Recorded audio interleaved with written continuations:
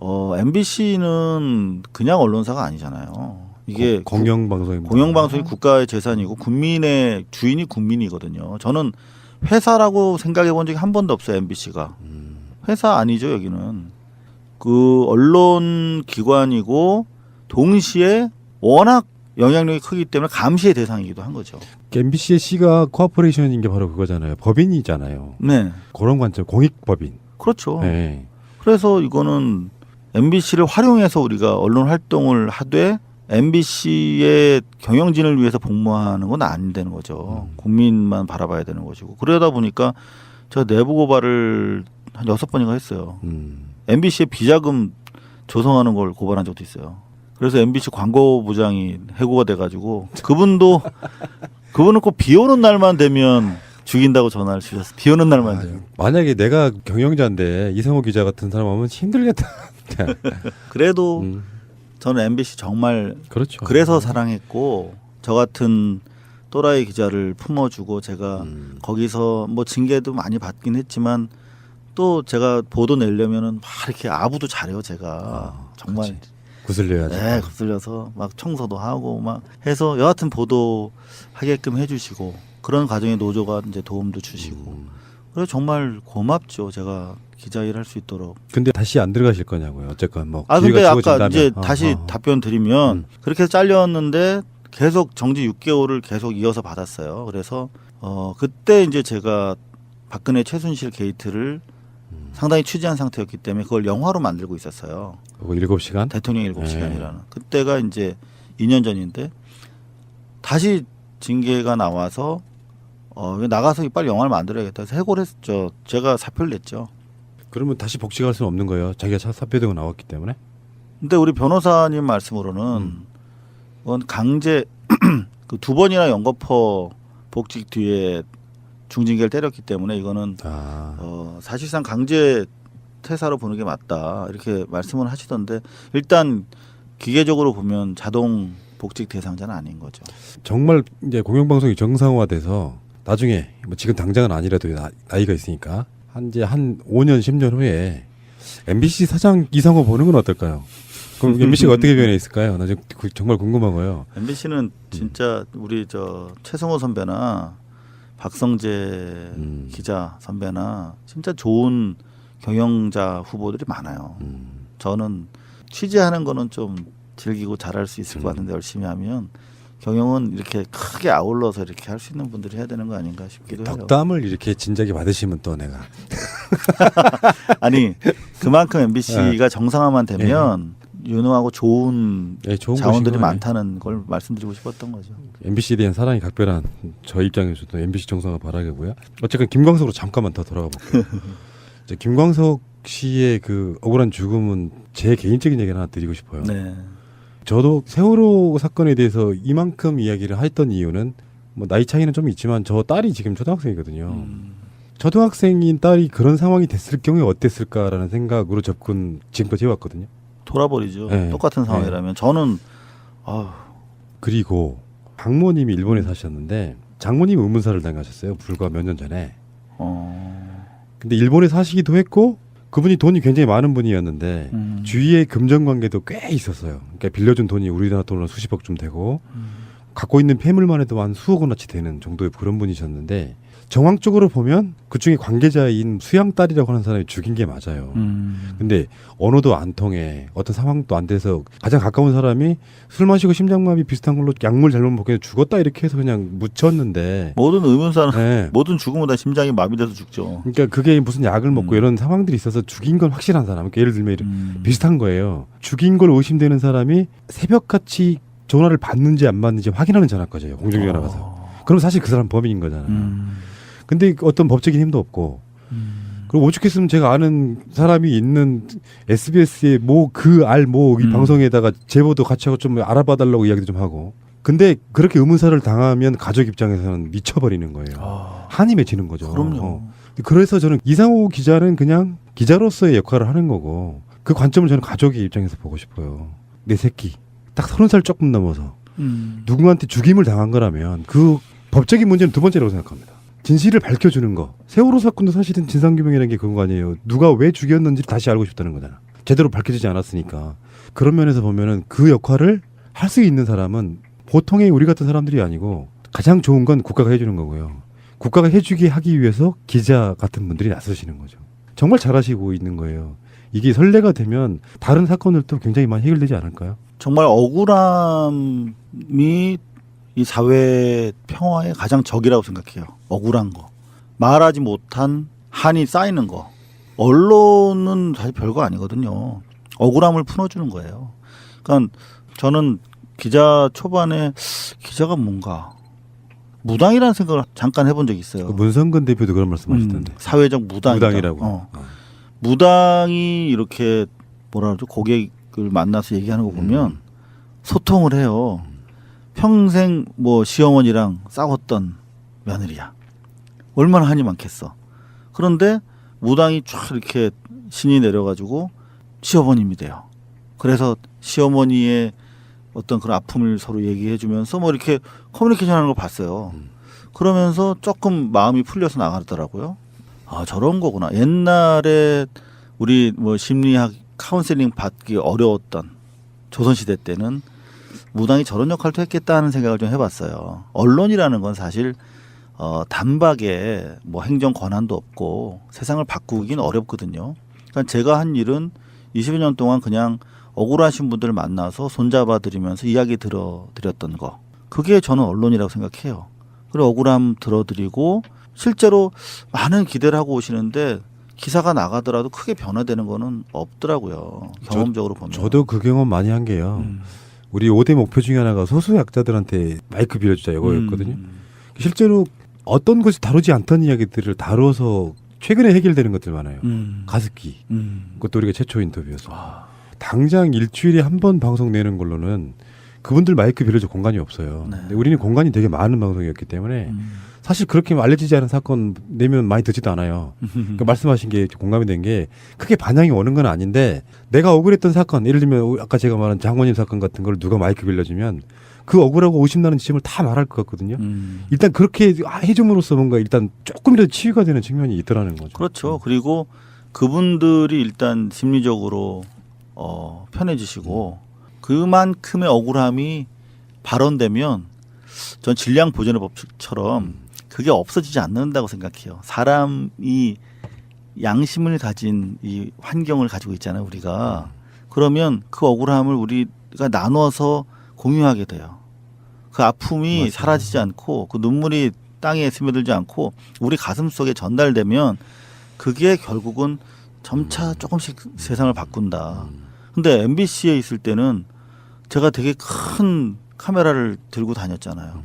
그러니까 그런 거 제가 조금만 노력하면 더 많은 사람들한테 그 아픔이 공유되고 억울함이 알려지고 하면서 좀 더 이렇게 효과적으로 개선되는 거를 보면서 잠을 잘 수가 없었죠. 왜냐하면 내가 좀만 더 하면 더 억울한 사람들 더 만날 수 있으니까.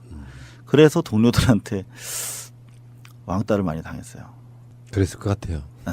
조직에 익숙한 사람들은 설친다고. 기자 사명은 저 별로 없어요. 그러니까 대충 상사 눈치 봐가면서 무리 없을 만큼의 무난한 것만 하려고 하죠. 맨날 욕먹는 일을 자기 자신의 회사를 고발하는 사람이 어디 있어요. 그건 사실상 불가능에 가까워요.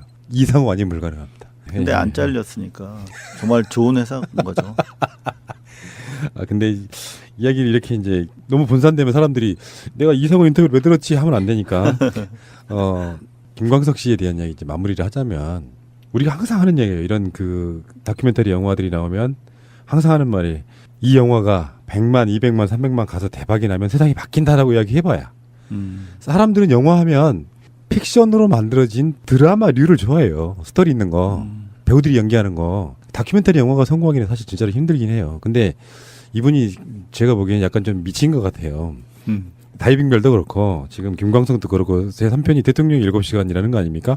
가편집 끝났다면서요. 네.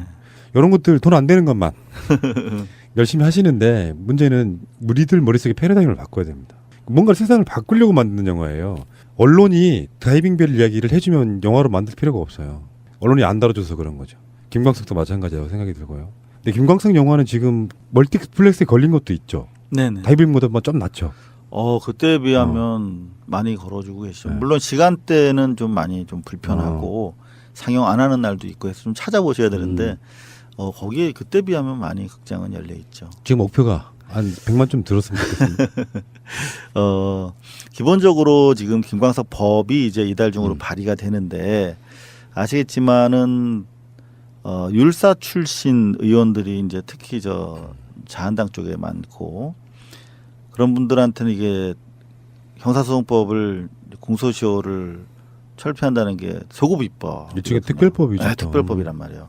그러니까 난색을 표명할 가능성이 높아요. 따라서 옛날 촛불 때처럼 이게 압력이 있어야 된다는 거죠. 국민적 여론이. 근데 영화를 통해서밖에 지금 그거를 여론을 좀 호소할 수 있는 방법이 그러네요. 없어서 영화를 좀 봐주셔야 되는데 일단 뭐 헐리우드 대작들이 좀 많이 나와 있고 그리고 김광석은 사실 20, 30대는 이렇게 좀 친근감이 있는 가수는 아닌 것 같아요. 지금 보니까. 그래서 지금 빠른 속도로 극장 문이 많이 닫히고 있어서 사실 추혜선 의원이 더 걱정하더라고요. 이거 이거 통과가 되려면은 좀 영화가 좀 살아 있어야 되는데 뭐 이런 걱정을 하셔서 제가 책임이 좀 무겁습니다. 사실은 그 여론으로 이겨보자 이거잖아요. 예. 영화에 뭐 10만 넘겼다, 50만 넘겼다, 100만 넘겼다 하는 것 자체가 압박이 되거든요. 아, 그럼요. 그 구체적인 수치가 안 해줄 수가 없는 부분. 그 서명운동도 지금 있지 않아요? 온라인에서 김광석.kr에서 서명 많이 해주고 계신데요. 한글 주소인가요? 아니면 한글로. 한글로. 김광석.kr. 근데 영화에 대해서 이제 제가 이렇게 사건처럼 말씀을 드리면 뭐 그것이 알고 싶다네 뭐 이렇게 생각을 하시는데 그래서 저는 제 입장에서 이거를 공론화시키지 못하면 실패하는 거잖아요. 그렇죠. 그래서 1년 동안 편집을 했어요. 영화처럼 만들려고. 그래서 영화적으로 구성을 했고 제가 변영주 감독이라고 화차 그 이전에 낮은 목소리 하신 감독님이 보시고 영화적으로 상당히 자유로워졌다 이런 말씀을 해주셨어요. 무슨 말이냐면 영화 감독 다 됐네 이런 뜻이죠. 네, 그래서 영화로 편하게 와서 보셔도 된다. 그러니까 꼭 이게 뭐 법을 만들기 위한 뭐 아젠다 프로파간다 영화가 아니라 김광석 음악을 사랑하시는 분들이라면 음악이 많이 나와요. 김광석 음악도 들으시고 또 새로운 형식의 영화로 보실 수도 있겠다 해서 좀 극장을 찾아주셨으면 좋겠다 이런 말씀드리고 싶습니다. 영화와 드라마가 다른 점이 뭐라고 생각하십니까, 여러분? 저는 이렇게 봐요. 미리 사전 정보를 갖고 있는 사람이 똑같은 생각을 하고 있는 사람들이 수십 명, 많게는 수백 명이 모여서 어떤 장면에 대해서 감탄하고 눈물을 흘리고 화를 내고 하는 것을 같이 하는 것 때문에 드라마와 영화가 다른 점이라고 생각해요. 극장에서 보는 것 그게 중요하다는 거죠. 유튜브로 보는 것은 그런 의미에서는 그런 게 없는 거고 나만 이럴 때 화를 내는 게 아니구나라고 느끼는 게 숨소리 다 달라지잖아요. 그래서 영화를 보라는 거거든요. 근데 이게 지금까지 뭐 1시간 좀 넘게 인터뷰를 하고 있지만 참 매력적인 캐릭터 아니세요? MBC에서는 미워서 죽겠는 정말 꼴보기 싫어 죽겠는 사람일지 몰라도 국민들 입장에서는 저런 사람 하나가 우리 편이라는 게 얼마나 다행인가 싶은 정도의 전 그런 캐릭터라고 보거든요. 이런 분이 영화라는 건 어느 날 뭐 쪽대본 내가지고 드라마 갑자기 만들어내는 게 아니라 굉장히 오랜 시간 동안 기획하고 수정하고 편집도 마음에 안 들면 또 다시 하고 과정들을 거치면서 하나 작품을 만들어내지 않습니까? 제가 팟캐스트를 그렇게 해보려고 엄청 노력했었어요. 뭐냐면 지루하지 않게끔 끊을 시간을 안 주게끔 막 스피디하게 편집을 한다거나 그런 방식의 나름대로 그런 게 있었거든요. 그거를 지금 4년째 날마다 하고 있는 건데 영화는 그보다 훨씬 더 엄청난 작업이 좀 필요한 거예요. 뭐 영상도 있고 음향도 있고 모든 것들을 다 다시 해야 되는데 그거를 1년 동안 만들었다. 그건 엄청난 작업이에요. 어마어마한 돈이 투입된 것도 사실 아니잖아요. 저희가 할 건 그래도 다 했어요. 그러니까 영화로서 메시지로서 이러니까 봐주십시오가 아니라 영화로서 함께 공감하실 수 있도록 왜냐하면 제가 다이빙벨이라고 하는 영화를 만들 때는 사실 영화에 대한 이해도 부족하고 짧은 시간 한 2달 만에 서둘러서 영화제 마감 때문에 제출해야 됐기 때문에 더구나 이게 우리 세월호 아이들과 관련된 영화라서 어떤 영화적인 멋을 부린다거나 편집으로 장난을 하지 말자는 그런 또 가이드라인도 있었고 해서 그 영화가 파장을 불러일으켰던 데 비해서 영화적 완성도란 측면에서는 사실 제 스스로도 좀 이건 이렇게 했으면 좋았겠다라는 생각도 들고 한 부분이 있어서 이번에 어찌됐든 간에 두 번째로 만든 영화이기 때문에 영화적으로도 좀 볼만했다. 김광석이라고 하는 그런 아픔을 담고 있지만 아픔에 그치는 것이 아니라 어떤 다른 영화적인 볼거리, 느낌 공유할 수 있는 그런 노력을 좀 했다는 부분을 좀 말씀드리고 싶어요. 예. 네. 제가 잠깐 예고편 음성 좀 들려드려 볼게요. 상당히 충격적인 내용이고 방아쇠가 될 만한 어떤 일이 있었을 거예요. 죽음이나 어떻게 좀 밝히든가. 기자면 그런 사실을 알게 되고 그때부터 엄청 격하게 싸움을 했어요. 비자를 못 준다는 이유까지 설명을 한 거죠. 나는 이혼할 거라고. 지친 그대 곁에 머물고 싶지만 나는 당신과 함께하는 것이 운명이라고 믿고 있어요. 방아쇠가 될 만한 어떤 일이 있었을 거예요. 그런 사실을 알게 되고 그래서 충격을 많이 받은 것 같아요. 난 그런 적 없다라고 한 게 아니라 그런 자료는 없다라고 해버리시. 집안에다가 그렇게 숨기기로 했다는 거고. 아니 숨긴다는 말이 되나요? 뭐라고 기도하셨어요? 재미있다.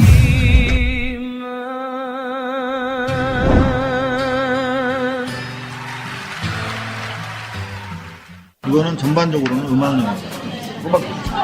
그러면 오늘 우리가 제대로 찍어야 돼. 노래 부르기 시작하도록 하겠습니다. 안녕하세요. 바람에 날려. 자살할 수 없는 구조라고 하더라고요. 상당히 충격적인 내용이고 방아쇠가 될 만한 어떤 일이 있었을 거예요. 뚜뚜루루 뚜뚜루루 뚜뚜루루 뚜루 뚜뚜루루 뚜뚜루루 뚜뚜루루 뚜루. 당신은 지금 무언가를 잊어버리셨습니다. 좋아요를 눌러주세요.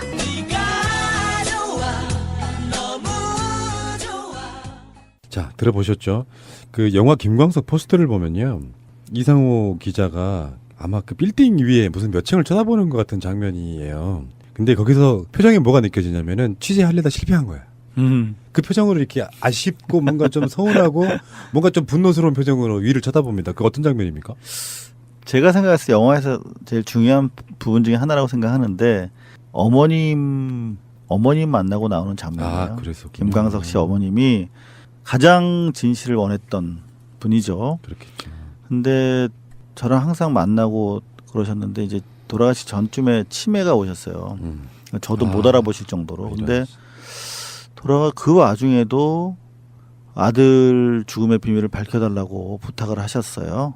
근데 이게 제가 자신 없는 거를 밝혀드리겠다고 말할 수는 없잖아요. 그래서 계속 밝혀달라고 그러시는데 대답을 못하고 나오기 직전에 제가 꼭 밝혀드릴게요. 그렇게 약속을 하고 나오는 장면이에요. 그런데 저로서는 과연 이 약속을 지킬 수 있을까? 어머님이 얼마나 더 살아계실 수 있을까? 참 어떻게 해야 되나? 뭐 그런 만감이 교차하는 가운데 어머님을 이렇게 바라보고 있는 장면인데 저 장면 때문에 욕을 많이 먹었죠. 왜요? 왜 영화 김광석인데 왜 네 얼굴을 갖다 썼냐? 근데 사실 뭐 그런 말씀 충분히 하실 수 있다고 생각해요. 사실은 김광석을 쓰고 싶었어요. 근데 김광석 얼굴과 모든 노래 저작권이 다 초상권, 네네 성명권까지 부인 서예순 씨가 갖고 계세요. 서예순 씨가 자기의 이익과 부합하지 않는 부분에 대해서는 허가하지 않고 계시기 때문에 어쩔 수 없이 이제 영화 한 장면 속에 나타나 있는 저의 모습을 쓴 건데 많이 뭐 혼나도 어쩔 수 없죠. 다른 대안이 없었어요. 그래서 이제 중요한 거는 뭐 여러 가지가 있겠죠. 영화가 대박이 나야 되는 이유도 있고, 그리고 그 영화가 대박이 나서 또 만들어지는 법의 문제도 있고, 진실을 규명하는 문제도 있고, 이게 복잡하게 얽혀 있는 건데요. 관객들은 가서 영화만 봐주면 돼요. 팟캐스트 평균적으로 들어주는 청취자분들만 내셔도 다큐멘터리 영화로는 순위권 안에 들 만큼 히트했다 이렇게 할 수 있는 부분이에요. 접근성만 좀 있다면. 네. 그래서 저는 이제 그 김광석 영화가 그런 생각을 한번 해봤어요. 이상호 기자님 이제 오시기 전에 이 영화가 8월 30일 날 개봉했잖아요. 지난 주에 네. 8월 30일에 개봉했는데 이 영화가 김광석 씨 사망했던 1월 6일까지만 극장에 걸려도 성공이다. 저는 그렇게 보거든요.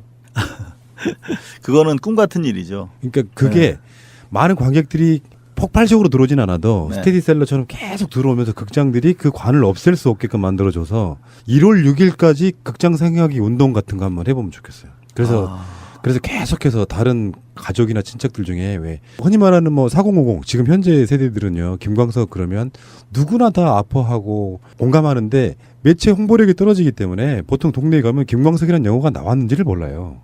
네, 잘 모르세요. 입소문으로 막 내서 내년 김광석 씨 돌아가신 1월 6일까지 극장에 걸려 있게 하면 얼마나 행복한 일이겠습니까? 의미도 있을 것 같고. 사실 일주일 이제 막 됐는데 벌써 극장이 한 3분의 1 정도 닫혔어요. 30% 남았어요, 지금. 근데 말씀하신 것처럼 다이빙벨 때는 15개 극장 가지고 했기 때문에 지금 아직까지 한 60개 남아 있거든요. 그건 되게 감지덕지한 마음이 있어요, 사실.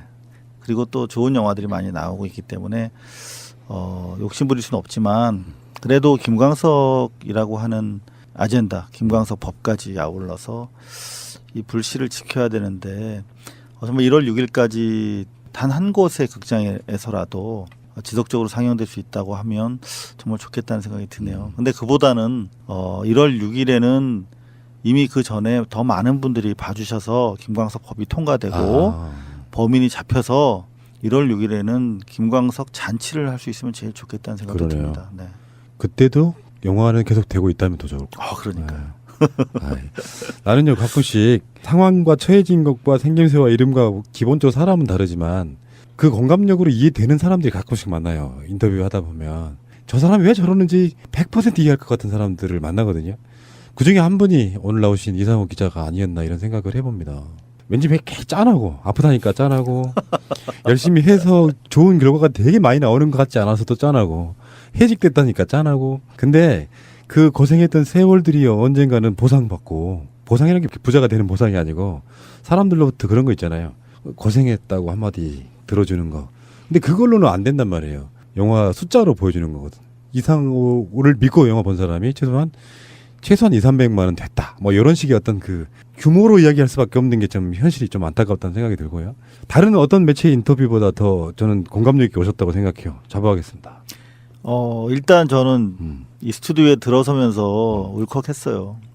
되게 열악한 가운데서 이렇게 지켜오셨구나. 이 촛불도 그렇고 진실을 보다 많은 분들이 새날 좀 들으시고 함께 더 해주셨으면 좋겠다는 생각이 들고 오늘 이렇게 시간 할애해 주셔서 정말 감사합니다. 텄으니까 뭐 이런 거 있잖아요. 한번 뜨면은 이상호 기자님 막 귀찮게 할 정도로 막 많이 좀 오시라고 이렇게 하실지도 몰라요. 네. 고발 뉴스도 전 나가고 싶어요. 저희가 그런 식의 교류. 예. 적극적으로 모시도록 하겠습니다. 알겠습니다. 감사드리고요.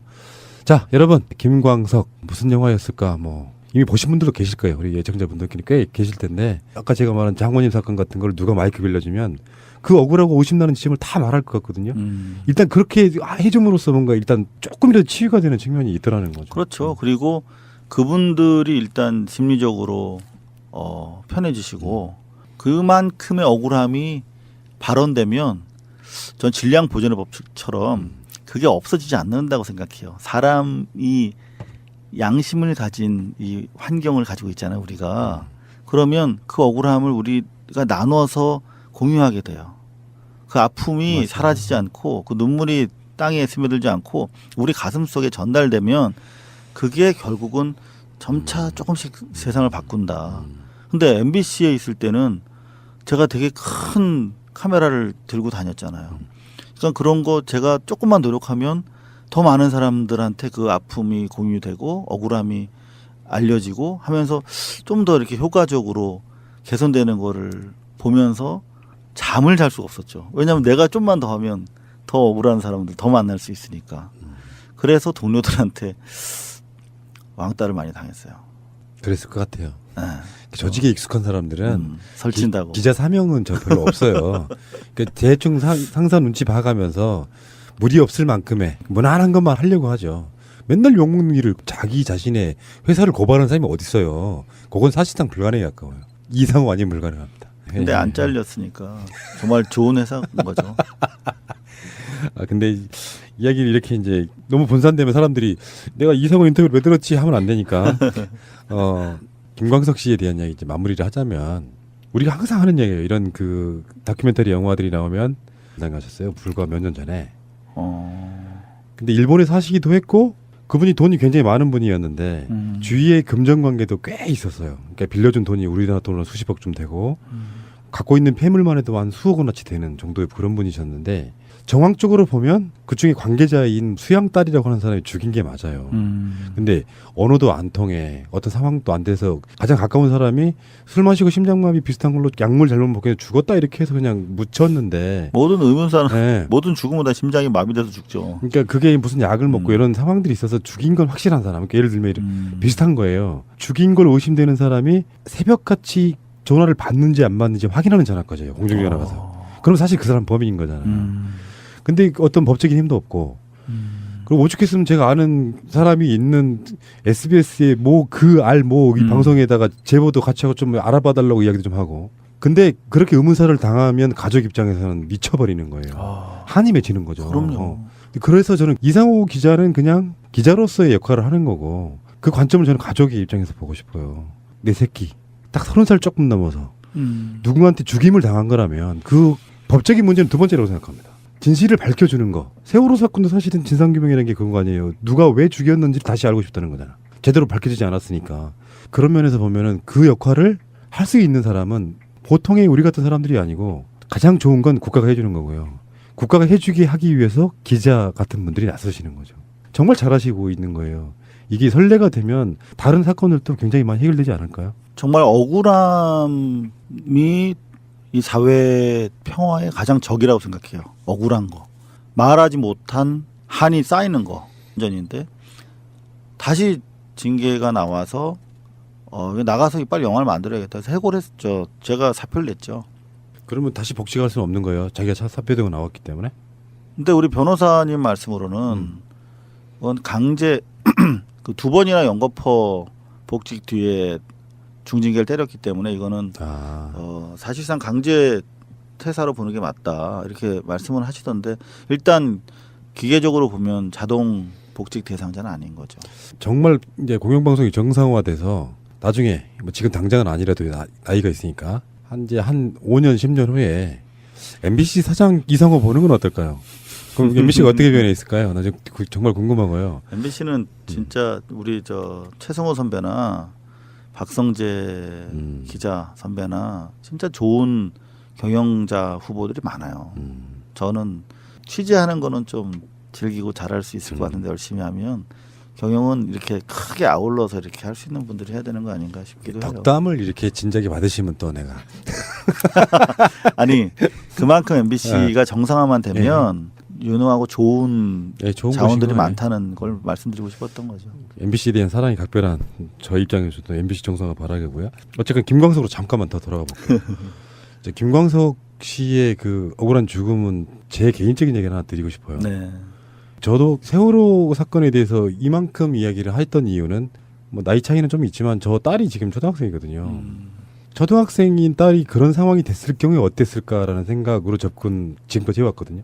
돌아버리죠. 네. 똑같은 상황이라면 저는 그리고 장모님이 일본에 사셨는데 장모님 의문사를 언론은 사실 별거 아니거든요. 억울함을 풀어주는 거예요. 그러니까 저는 기자 초반에 기자가 뭔가 무당이라는 생각을 잠깐 해본 적이 있어요. 문성근 대표도 그런 말씀하시던데. 사회적 무당이라고. 무당이 이렇게 뭐라 그러죠? 고객을 만나서 얘기하는 거 보면 소통을 해요. 평생 뭐 시어머니랑 싸웠던 며느리야. 얼마나 한이 많겠어. 그런데 무당이 쫙 이렇게 신이 내려가지고 시어머님이 돼요. 그래서 시어머니의 어떤 그런 아픔을 서로 얘기해 주면서 뭐 이렇게 커뮤니케이션 하는 걸 봤어요. 그러면서 조금 마음이 풀려서 나가더라고요. 아, 저런 거구나. 옛날에 우리 뭐 심리학 카운셀링 받기 어려웠던 조선시대 때는 무당이 저런 역할도 했겠다 하는 생각을 좀 해봤어요. 언론이라는 건 사실 단박에 뭐 행정 권한도 없고 세상을 바꾸긴 어렵거든요. 그러니까 제가 한 일은 20여 년 동안 그냥 억울하신 분들 만나서 손잡아 드리면서 이야기 들어드렸던 거. 그게 저는 언론이라고 생각해요. 그리고 억울함 들어드리고 실제로 많은 기대를 하고 오시는데 기사가 나가더라도 크게 변화되는 거는 없더라고요. 경험적으로 보면. 저도 그 경험 많이 한 게요. 우리 5대 목표 중에 하나가 소수약자들한테 마이크 빌려주자 이거였거든요. 실제로 어떤 것이 다루지 않던 이야기들을 다뤄서 최근에 해결되는 것들 많아요. 가습기. 그것도 우리가 최초 인터뷰여서. 당장 일주일에 한 번 방송 내는 걸로는 그분들 마이크 빌려줄 공간이 없어요. 네. 근데 우리는 공간이 되게 많은 방송이었기 때문에 사실 그렇게 알려지지 않은 사건 내면 많이 듣지도 않아요. 그러니까 말씀하신 게 공감이 된 게 크게 반향이 오는 건 아닌데 내가 억울했던 사건 예를 들면 MBC는 그냥 언론사가 아니잖아요. 이게 공영방송입니다. 공영방송이 국가의 재산이고 국민의 주인이 국민이거든요. 저는 회사라고 생각해 본 적이 한 번도 없어요. MBC가. 회사 아니죠. 여기는. 그 언론 기관이고 동시에 워낙 영향력이 크기 때문에 감시의 대상이기도 한 거죠. MBC의 C가 코퍼레이션인 게 바로 그거잖아요. 법인이잖아요. 네. 그런 관점, 공익법인. 그렇죠. 네. 그래서 이거는 MBC를 활용해서 우리가 언론 활동을 하되 MBC의 경영진을 위해서 복무하는 건 안 되는 거죠. 국민만 바라봐야 되는 것이고. 그러다 보니까 제가 내부 고발을 한 6번인가 했어요. MBC의 비자금 조성하는 걸 고발한 적도 있어요. 그래서 MBC 광고부장이 해고가 돼가지고 그분은 꼭 비 오는 날만 되면 죽인다고 전화를 주셨어요. 비 오는 날만 되면. 만약에 내가 경영자인데 이성호 기자 같은 사람 하면 힘들겠다. 그래도 저는 MBC 정말 그렇죠. 그래서 사랑했고 저 같은 또라이 기자를 품어주고 제가 거기서 뭐 징계도 많이 받긴 했지만 또 제가 보도 내려면은 막 이렇게 아부도 잘해요. 제가 정말 그렇지.